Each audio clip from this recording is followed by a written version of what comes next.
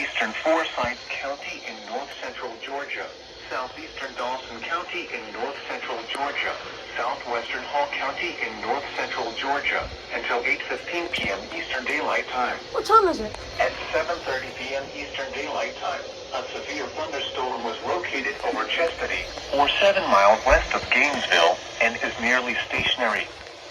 Hazard, 60 miles per hour wind gusts and penny-size hail. Source, radar indicated. Impact, expect damage to roofs, siding, and trees. Third one of the day. Locations impacted include Flowery Branch, Oakwood, Aquilin Park, Chastity, Oscarville, Wardle Park, and Lake Lanier Islands. For your protection, move to an interior room on the lowest floor of a building. If you see wind damage, hail or flooding, wait until the storm has passed, and then call the National Weather Service toll-free at 1-866-763-4466 or tweet us your report at NWS Atlanta.